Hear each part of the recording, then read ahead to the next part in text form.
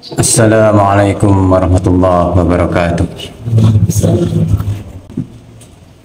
Innal hamdalillah nahmaduhu wa nasta'inuhu wa nastaghfiruh wa na'udzu billahi min shururi anfusina wa min sayyiati a'malina. May yahdihillahu fala mudilla lahu wa may yudlil fala hadiya lahu.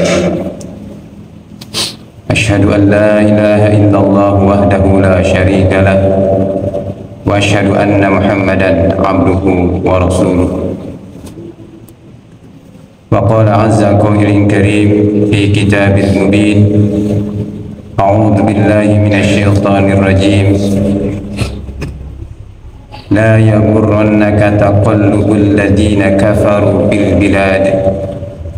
Mata'un qalil summa ma'wahum jahannam wa bi'sal mihad. Wa qala Rasulullah sallallahu alaihi wasallam, innal kafira idza amila hasanatan utima biha tuqmatan minad dunya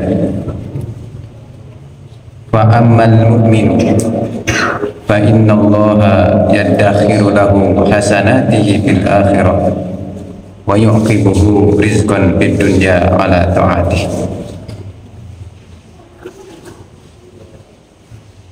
Sadaqallahul azim wa sadaqa rasulul karim.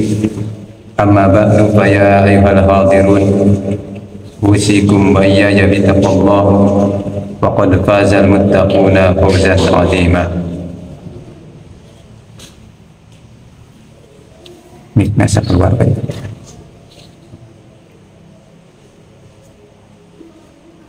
Hadirin jamaah rahimakumullah,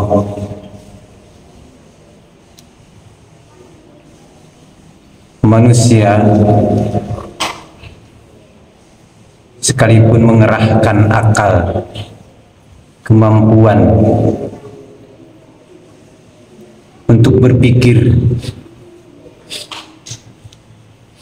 tidak akan sampai pada kesimpulan benar dan salah. Sekali lagi, ketika manusia mengerahkan kemampuan untuk berpikir, mengolah kata dan perasaannya, tidak akan sampai pada kesimpulan benar dan salah. Tetapi manusia hanya sampai ketika mengerahkan akal dan pikirannya pada kesimpulan baik dan buruk saja. Apa yang menurut akal baik, apa yang menurut akal buruk, itulah. Karena benar dan salah tentu harus ada bimbingan agama. Tanpa bimbingan agama, manusia tidak akan mampu membedakan mana yang benar dan mana yang salah. Karena kesimpulan akal dan perasaan hanya akan menyampaikan pada kesimpulan baik dan buruk saja. Sehingga tanpa pedoman wahyu, bisa jadi apa yang manusia anggap baik belum tentu benar. Cek pikir mah anu baik teh salah. Tetapi apa yang dianggap benar menurut syariat belum tentu dianggap baik menurut akalnya. Contohnya, ketika seseorang melaksanakan tayamum dan sedang salat, kenapa yang diusap itu sepatu atau kaos kaki yang di atasnya, bukan yang di bawah? Padahal tentu yang dipakai jalan-jalan itu yang di bawahnya, sementara atasnya itu bersih. Tetapi kenapa Rasulullah SAW memerintahkan untuk mengusap sepatu yang bagian atasnya, bukan bagian bawahnya? Karena menurut akal itu salah, tetapi menurut syariat itu benar.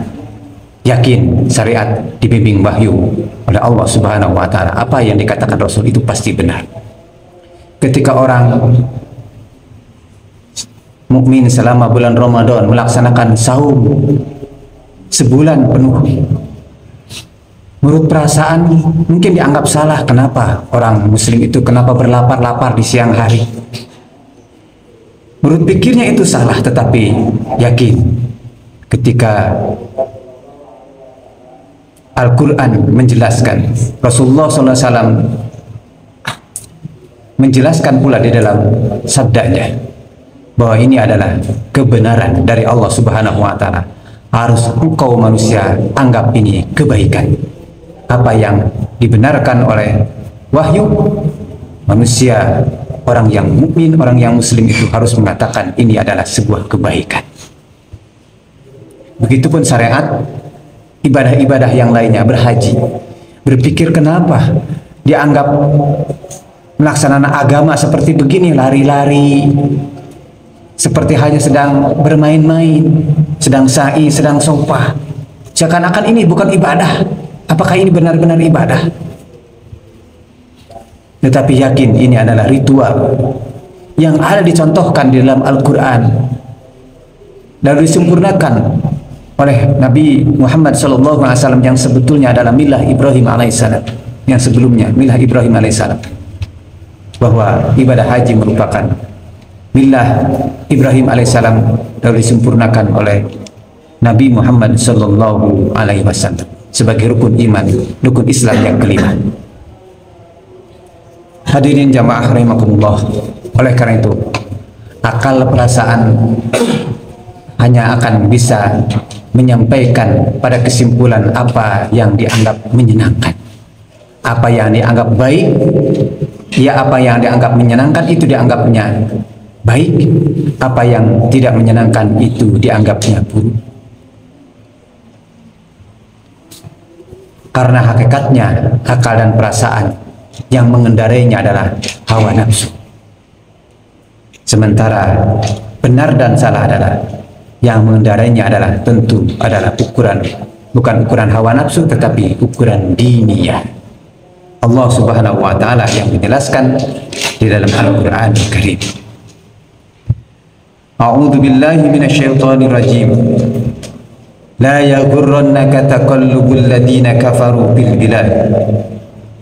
Janganlah engkau tertipu dengan kebebasan orang-orang kafir di tempatmu, di wilayahmu, di negerimu. Mata'un qalil. Kalau tanpa ada bimbingan agama, mereka hanya sampai menginginkan mata'un qalil, kesenangan. Sementara di Al-Quran ada menyatakan, Allah Subhanahu wa Ta'ala menyatakan ada mata'un, istilahnya disandarkan kepada kesenangan dunia dan disifati dengan qalil.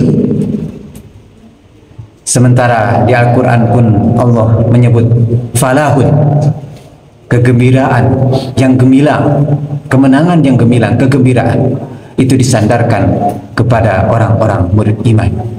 Qad aflahal mu'minun, sungguh beruntung, sungguh berbahagia orang-orang yang beriman.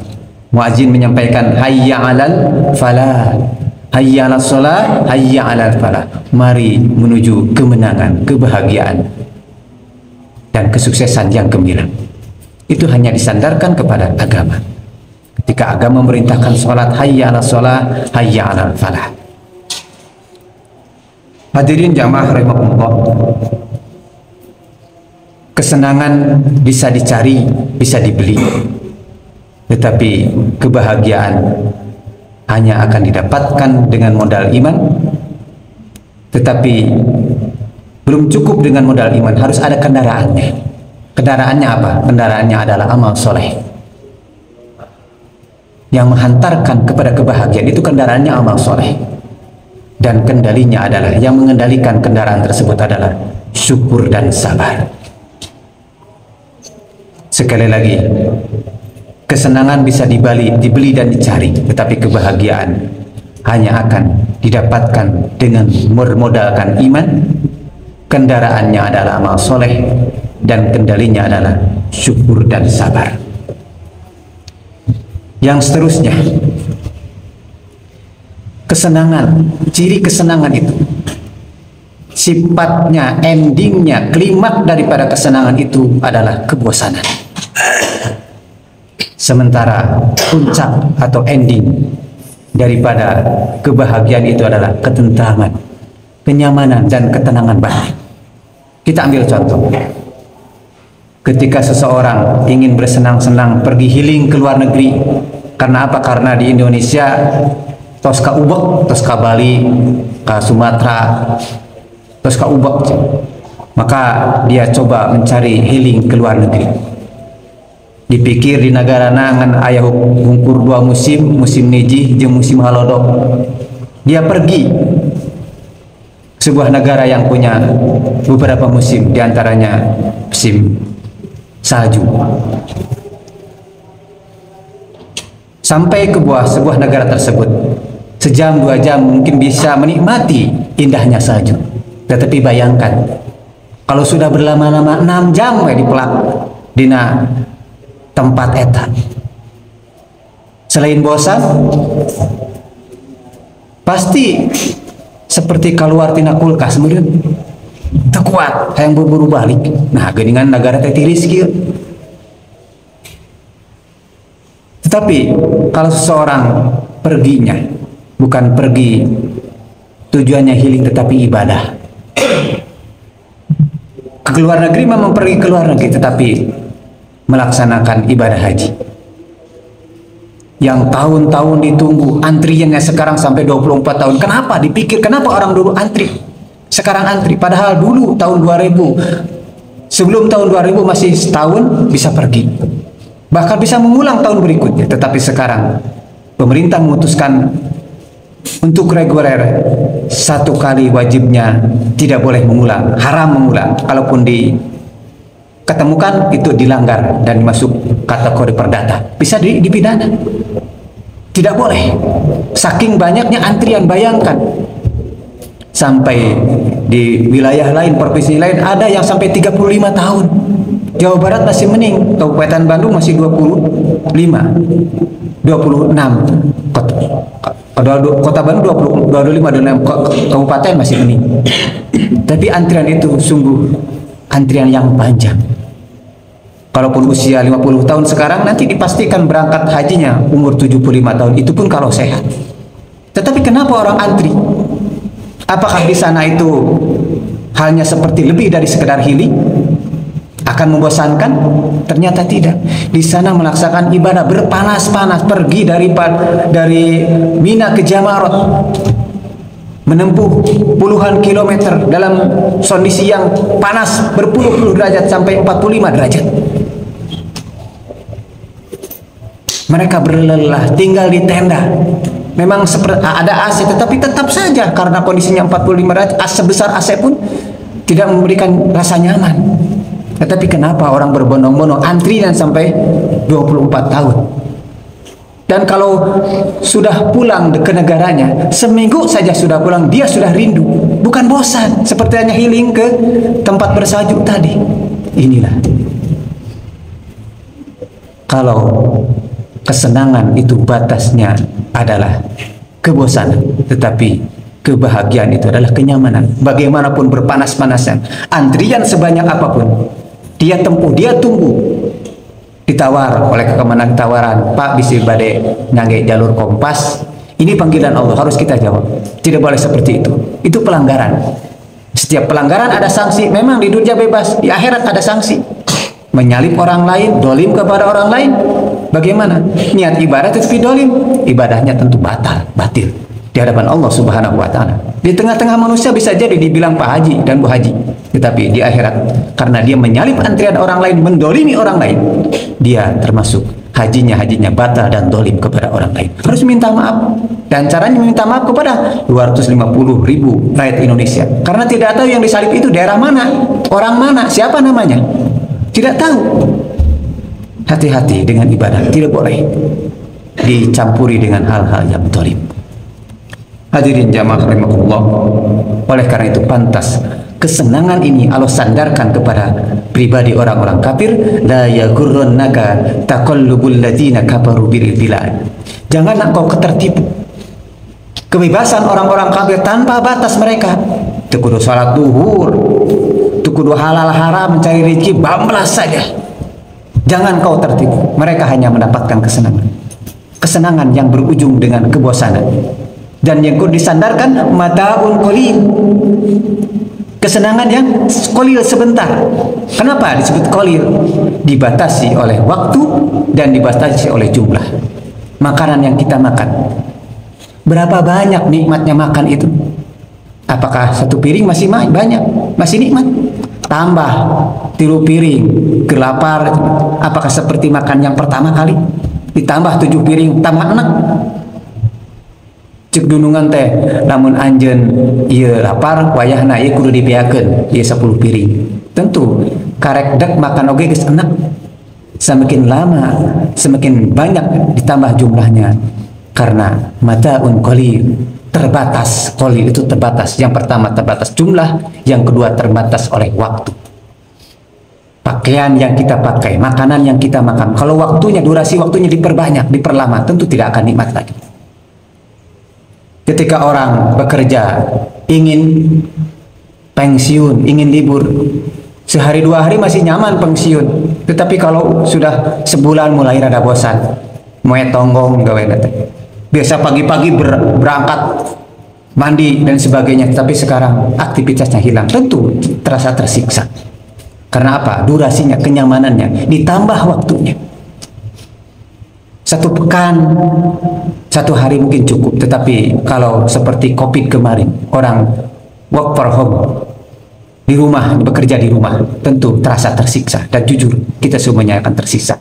Meskipun uang ada, untuk dibelanjakan ada, tetapi jualannya, mang yang jualannya tidak ada, tidak terasa tersiksa. Hadirin jamaah rahimakumullah.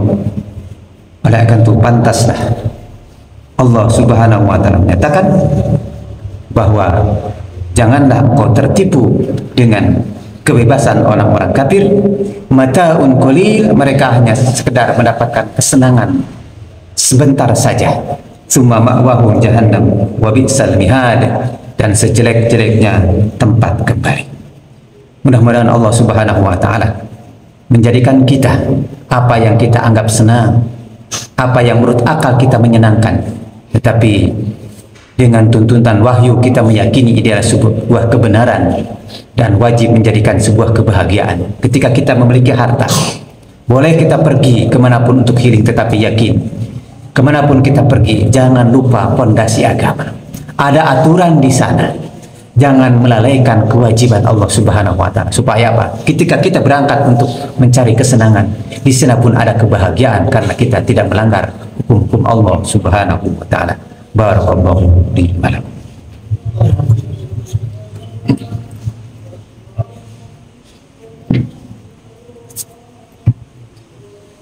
Alhamdulillahilladzi domina sa'adah fid dunya wal akhirah liman amana wa amila amalan shalihan.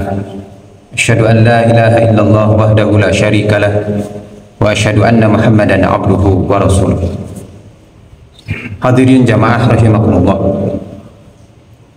Oleh karena itu, pantas Rasulullah sallallahu alaihi wasallam bersabda dalam hadis riwayat Imam Muslim, innal kafir, sesungguhnya orang kafir, idza amila hasanatan, ketika orang kafir itu melakukan kebaikan, berbuat baik kepada karyawannya, berbuat baik kepada tetangga, berbuat baik kepada negaranya. Ketika dia seorang insinyur, dia membangun sebuah jembatan yang menghubungkan antara satu daerah dengan daerah yang lain. Bisa dipakai untuk mencari nafkah, bisa dipakai untuk mencari ilmu oleh penduduk tersebut. Berapa banyak kebaikan yang diperoleh oleh orang kafir tersebut. Tetapi sebanyak apapun kebaikan yang didapatkan oleh orang kafir, Allah Subhanahu wa taala hanya membalas amal baik di dunia saja. Tidak mengangkat amal baik itu diangkat menjadi amal soleh. Tetap saja amal baik. Amal baik atau kebaikan itu Allah balas, tetapi hanya sebatas kebaikan Allah di dunia saja. Itulah sifat Allah yang namanya Ar-Rahman. Innal kafir, kata Rasulullah, sesungguhnya orang kafir, idza amila hasanatan, ketika mereka melakukan kebaikan, Allah balas kebaikannya, ut'ima biha du'matan minad dunya. Allah berikan mereka untuk merasakan kenikmatan dunia, diberikan kesehatan, healing ke luar negeri silahkan. Tetapi ingat, seperti saya ungkapkan tadi, itu sifatnya mataun qalil, kesenangan yang terbatas, dibatasi oleh waktu, dibatasi oleh jumlah, dan ending atau klimaknya adalah merasa bosan. Itu sifatnya, tidak akan terlepas. Lalu Rasulullah SAW menyampaikan sabdanya yang seterusnya, wa ammal mu'min, tetapi orang-orang mukmin, fa innallaha, maka sesungguhnya Allah, yaddahiru hasanatihi, mengakhirkan pahala amal solehnya. Karena bagi orang mukmin bukan hanya amal baik, tetapi punya dua amal. Amal baik dibalas oleh Allah kebaikannya, dan yang kedua amal soleh. Amal solehnya nanti Allah Subhanahu wa Ta'ala balas di akhirat. Kata Rasulullah, wa ammal mu'minu, adapun orang mukmin, fa innallaha yaddakhiru hasanatihi fil akhirah, Allah Subhanahu wa Ta'ala menangguhkan amal solehnya, pahala amal solehnya di akhirat. Tetapi Allah Subhanahu wa Ta'ala membalas kebaikannya di dunia berupa apa? Wa yuqibuhu, Allah memberikan akibat balasan dari kebaikan yang dilakukan oleh orang mukmin di dunia seperti hanya kebaikannya orang-orang kafir. Tetapi berbeda, bukannya sebatas kesenangan, tetapi lebih daripada kesenangan, dia mendapatkan kebahagiaan. Wa yuqibuhu, dan Allah memberikan akibat rizqan fid dunya, berupa rizki di dunia dari amal soleh yang dilakukannya itu, ala ta'atih, dalam bentuk ketaatan. Ketika seseorang digerakkan oleh Allah Subhanahu wa Ta'ala untuk taat beribadah, hakikatnya itu rizki dari Allah Subhanahu wa Ta'ala. Karena dengan ketaatan itu hanya bisa diraih kebahagiaan. Tetapi tanpa ketaatan orang tidak mungkin mendapatkan kebahagiaan. Karena kebahagiaan itu adalah harus bermodalkan iman. Ada kendaraannya amal soleh, dan ada kendalinya adalah syukur dan sabar. Itu didapatkan di dalam ketaatan kepada Allah Subhanahu wa Ta'ala. Cirinya, ketika Allah Subhanahu wa Ta'ala memberikan kesempatan kepada kita untuk beribadah, ciri ibadah itu makbulah, diterima oleh Allah Subhanahu wa Ta'ala. Kita merasa bangga, kita merasa bahagia. Sebagaimana orang yang antri tadi ibadah haji 24 tahun, bahagia ketika tahun tersebut dia akan berangkat haji, semakin bahagia ketika mendekati bulannya, semakin bahagia ketika mengerti pekannya, dan semakin bahagia ketika menghadapi hari haknya. Dan ketika semakin bahagia sekali ketika menginjakan kakinya di Masjidil Haram, semakin bahagia lagi. Bahagia itu ada di dalam keimanan, tetapi tanpa keimanan orang mustahil mendapatkan kebahagiaan. Oleh karena itu pantas Allah Subhanahu wa Ta'ala menyatakan ciri amal soleh itu diterima makbulah di hadapan Allah Subhanahu wa Ta'ala. Kita melaksanakannya dengan penuh kebahagiaan, seperti kebahagiaan orang yang melaksanakan ibadah haji. Tapi tentunya bukan ibadah haji saja. Ketika kita sholat, yakin ini perintah Allah akan mendatangkan kebahagiaan. Harus kita bahagia, bahagia. Takbir kita nikmati, gerharedang, duhur kita laksanakan, yakin ini perintah akan membahagiakan. Belum bahagia, ulang lagi duhur berikutnya, besoknya ulang lagi, dan meminta kepada Allah Subhanahu wa Ta'ala. Yakin suatu saat Allah dengan mujahadahnya, kesungguhan kita untuk mencari kebahagiaan, Allah akan hadirkan kenikmatan, kehusuan di dalam sholat. Begitupun ketika bersedekah, hesai ikhlas, ulang lagi supaya hati kita tertanam untuk benar-benar ikhlas. Begitupun amal-amal yang lain. Ketika sahur, ulang ngerasa berat, sebulan kita coba supaya tidak setahun sekali, kita cobalah dengan saum-saum sunat. Coba kita latih. Orang lain makan-makan, kita menahan lapar. Supaya apa? Supaya proses untuk mendapatkan kebahagiaan sedang saum, seperti hanya kebahagiaan sedang berhaji itu dirasakan. sahur berlapar-lapar.